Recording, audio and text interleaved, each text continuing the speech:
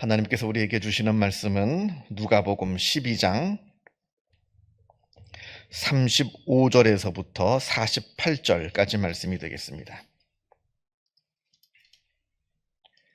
누가복음 12장 35절에서부터 48절까지 말씀.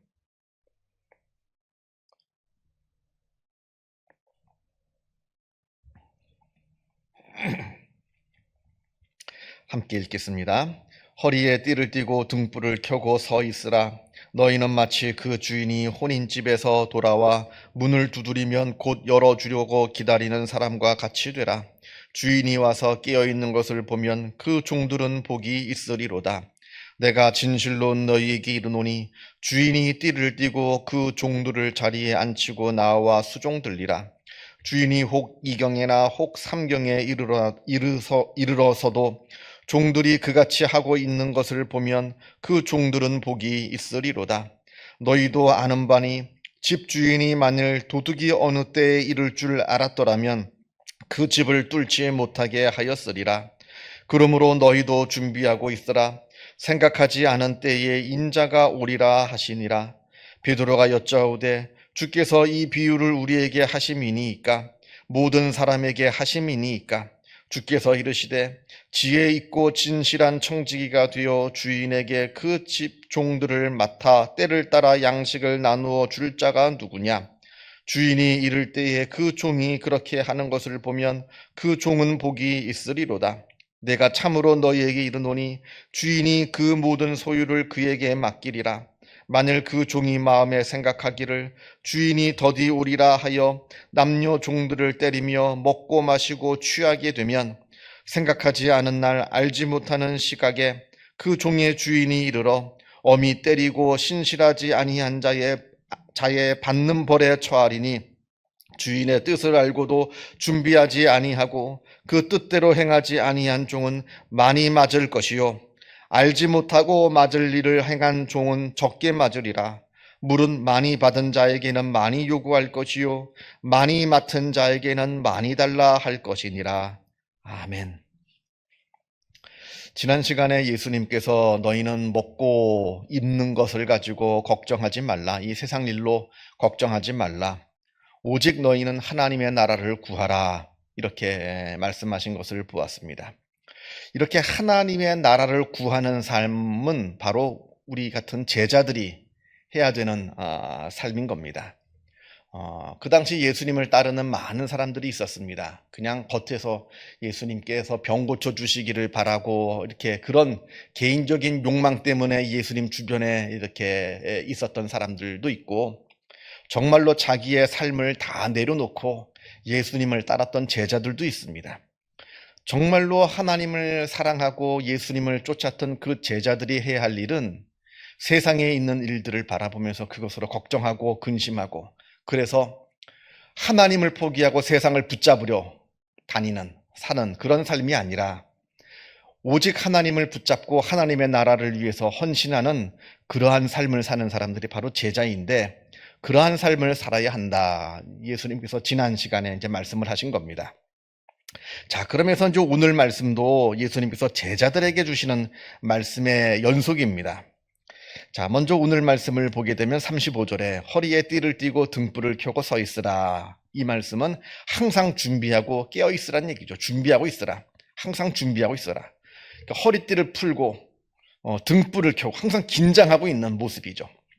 그리고 36절에 너희는 마치 그 주인이 혼인집에서 돌아와 문을 두드리면 곧 열어주려고 기다리는 사람과 같이 되라. 늘 영적으로 깨어있으라 하는 뜻입니다. 준비되어 있고 항상 깨어있고 하나님의 명령을 하나님께서 우리에게 언제 어떻게 명령을 내리실지 모르니까 그 명령을 내리실 때 그 명령을 받으면 곧바로 수행할 수 있는 그러한 준비가 되어 있어야 한다 하는 겁니다. 선배 목사님들이 후배 목사님들한테 하시는 말씀이 있습니다. 목사는 세 가지가 항상 준비되어 있어야 된대요. 세 가지가 준비되어 있어야 하는데 첫째가 죽을 준비, 두 번째가 이사할 준비, 세 번째가 설교할 준비. 갑자기 내가 방심하고 이렇게 있는데 갑자기 내가 설교해야 되는 상황이 벌어집니다.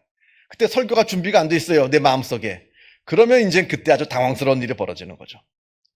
죽을 준비, 이사할 준비, 설교할 준비. 이게 목사가 항상 준비되어 있어야 되는 세 가지 준비인데, 꼭 이렇게 이런 것이 아니다 할지라도 우리가 예수님을 따른다라고 한다면 하나님께서 우리에게 무슨 명령을 언제 어떻게 내리실지 모릅니다. 그때 내가 수행할 수 있는 그 깨어있음과 준비됨이 있느냐. 이걸 지금 예수님께서 우리에게 말씀하고 계시는 겁니다. 그러면서 38절을 보게 되면 주인이 혹 2경이나 3경에 혹 3경에 이르러서도 종들이 그같이 하고 있는 것을 보면 그 종들은 복이 있으리로다 이렇게 말씀하시는데 2경이라고 하는 것은 아주 한밤중 시간을 말하는 것이고요. 3경은 이제 이른 새벽을 말하는 겁니다. 그러니까 주인이 혼인집에 갔어요. 잔치집에 갔어요. 죄송합니다.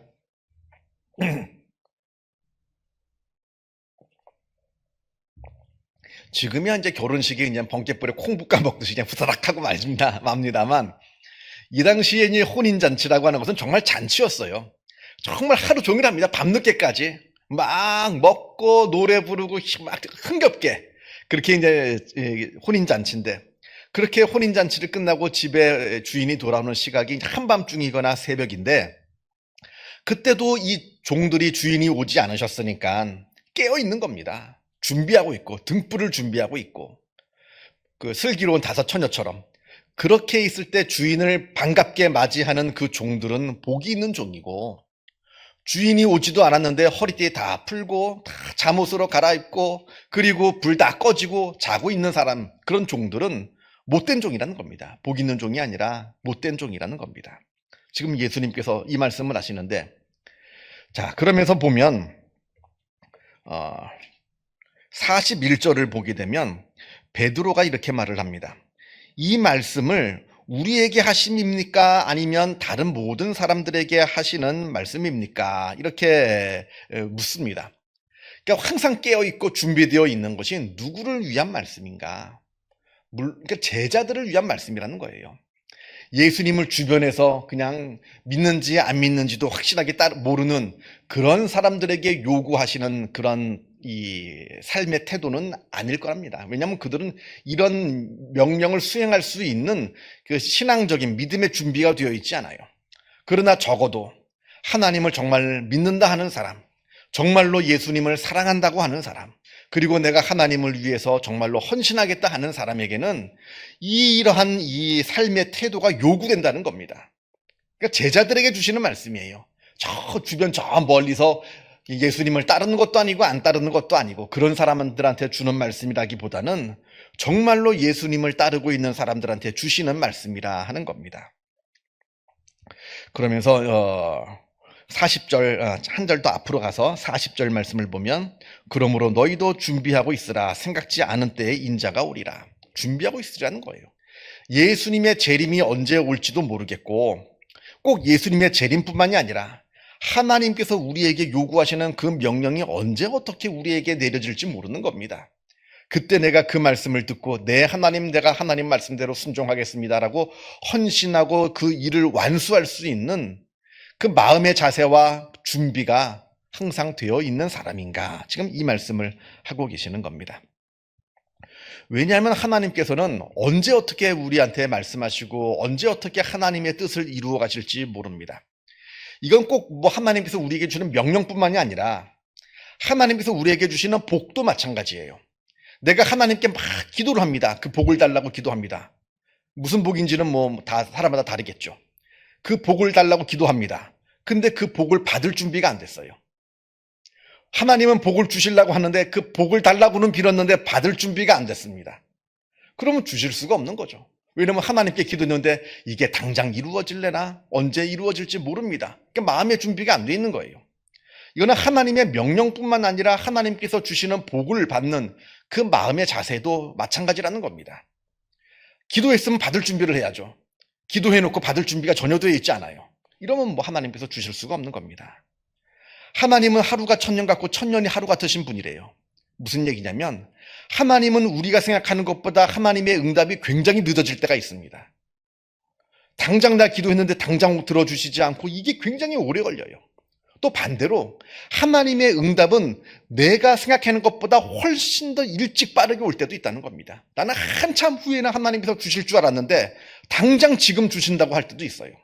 그러니까 우리는 이 하나님께서 언제 어떻게 주실지 모르는 그 은혜 아니면 그 명령을 늘 받을 준비가 되어 있는 거예요. 그래야 되는 겁니다. 늦어진다고 실망할 것도 없고 준비가 안 돼서 당장 오늘 주시는 것도 받지 못하는 어리석은 자의 삶을 살아서도 안 된다는 겁니다. 그래서 언제 주시든지, 지금 주시든지 나중에 주시든지, 지금 명령하시든지 나중에 명령하시든지 언제나 그것을 받고 따를 준비가 항상 되어 있어야 된다 하는 겁니다. 그래서 우리에게 필요한 것은 늘 깨어 있음이죠. 늘 영적으로 아주 민감한 것, 긴장하면서 그렇다고 항상 스트레스를 받으라 면 그건 얘기는 아닙니다. 그건 육체적인 긴장을 의미하는 것은 아니고요.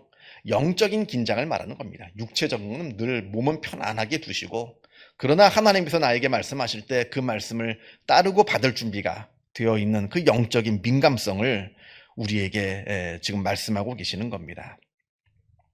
그러면서 42절 말씀을 보게 되면 주께서 이르시되 지혜 있고 진실한 청지기가 되어 주인에게 그 집 종들을 맡아 때를 따라 양식을 나누어 줄 자가 누구냐. 지금 베드로가 예수님 이거 누구한테 주시는 말씀입니까? 우리한테 주시는 말씀입니까? 아니면 저 모든 사람들을 위한 말씀입니까? 라고 하니까 예수님께서 청지기를 위한 말씀이라는 겁니다. 이 청지기라고 하는 직분을 우리가 잘 알아야 되는데요. 청지기는 주인이 아닙니다. 또 종도 아니에요. 청지기는 관리인입니다. 예를 들어서 주인이 큰 부자예요. 그 재산을 그 집 청지기한테 맡깁니다. 그럼 청지기는 그 큰 재산을 자기 뜻대로 이렇게 움직일 수 있는 재량권이 있어요. 이건 이렇게 팔고 이건 이렇게 사들이고 이 종들 밑에 있는 종들은 어떻게 관리하고 이 집안을 어떻게 내가 움직일 수 있을지 어떻게 관리하고 이끌어갈지 그 재량권이 청지기한테 있어요. 그러나 그 재산의 주인은 아닙니다. 주인은 하나님이에요. 우리가 그러하다는 겁니다. 하나님께서 우리에게 맡기신 모든 것들이 내게 아니에요. 그러나 나에게 재량권을 줬어요. 이게 믿는 자의 모습이라는 겁니다. 특별히 예수님을 따르는 제자들의 모습인데 너희 같은 예수님을 가깝게 따르고 있는 그 제자들에게 주시는 말씀이다 하는 의미에서 이것은 청지기에게 주시는 말씀이고 지혜 있고 진실한 청지기가 너희는 되어야 한다. 하나님께서 우리에게 많은 것을 맡겨주셨는데 그것들을 잘 감당하고 하나님의 마음을 기쁘시게 해드리는 그 관리자의 모습. 그냥 억지로 끌려가는 게 아니라 내 마음 가운데 자발적으로 순종하고 자발적으로 헌신할 수 있는 그 관리자의 삶을 우리가 살아야 한다라고 말을 합니다. 자, 그러면서 이제 47절하고 48절을 보게 되면 중요한 말씀이 나옵니다. 주인의 뜻을 알고도 준비하지 아니하고 그 뜻대로 행하지 아니한 종은 많이 맞을 것이요 알지 못하고 맞을 일을 행한 종은 적게 맞으리라.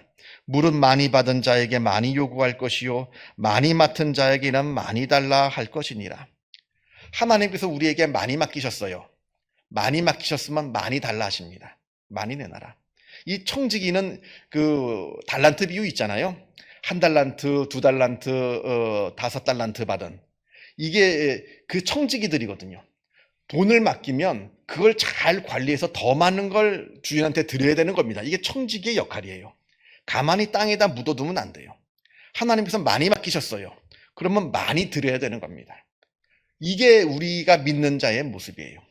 내가 하나님께 은혜를 많이 받았어요. 그러면 더욱더 하나님께 더 많은 것을 충성하고 더 많은 것을 헌신해야 되는 것입니다. 그것을 말하는 것이고 또 많이 알고 있는 자는 많이 요구되는 겁니다. 적게 아는 자에게는 하나님께서 적게 요구하세요.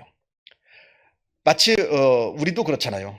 어린 자녀들을 키우다 보면 갓난애기 알지 못하는 아무 말도 못하고 갓난애기는 뭘 해도 다 용서가 됩니다. 울고 떼쓰고 똥 오줌 아무렇게나 싸도 다 용서가 되고 다 예뻐요. 근데 컸습니다. 성장했습니다. 성인이 됐어요. 그때는 우리가 자녀를 볼 때 요구하는 게 있습니다. 바르게 살아가고 자기 책임적인 삶을 살고 다 컸는데 다 성인이 되었는데 아무 때나 떼쓰고 울고 똥 오줌 못 가리고 이러면 안 되잖아요. 우리도 마찬가지입니다. 어렸을 때 처음 예수를 믿을 때는 하나님께서 우리를 다 예쁘게 보십니다. 다 용서가 돼요. 뭘 하던 다 용서가 됩니다. 그런데 우리의 신앙의 연수가 10년, 20년, 30년이 됐습니다. 그때는 하나님께서 우리에게 요구하시는 바가 있어요. 기대하시는 바가 있습니다. 그걸 수행해 나가야 된다는 겁니다. 오늘 말씀은 제자들에게 주시는 말씀인데, 이 제자라고 하는 것은 꼭 예수님을 따랐던 그 12제자에게만 해당되는 말씀이 아니라, 내 믿음이 오래되었고 내가 하나님을 믿는다 하고 있고, 정말로 내가 예수 그리스도를 사랑한다 하고 있고, 정말로 내가 하나님을 사랑한다 말하고 있는 우리 모두에게 더 많은 것을 하나님께서 우리에게 주셨으니, 그 영적인 은혜를 이야기하는 겁니다. 무슨 세상적인 물질 얘기하는 것이 아니라, 더 많은 영적인 은혜를 우리에게 주셨으니, 더 많은 것을 깨닫게 해주셨으니 더 많은 것을 우리에게 요구하신다는 겁니다.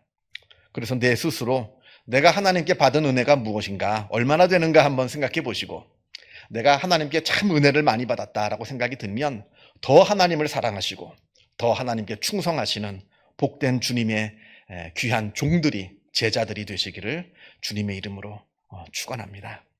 기도하겠습니다. 하늘에 계신 우리 아버지, 아버지의 이름을 거룩하게 하시며 아버지의 나라가 오게 하시며 아버지의 뜻이 하늘에서와 같이 땅에서도 이루어지게 하소서. 오늘 우리에게 일용할 양식을 주시고 우리가 우리에게 잘못한 사람을 용서하여 준 것 같이 우리 죄를 용서하여 주시고 우리를 시험에 빠지지 않게 하시고 악에서 구하소서. 나라와 권능과 영광이 영원히 아버지의 것입니다. 아멘. 자유롭게 기도하시기 바랍니다.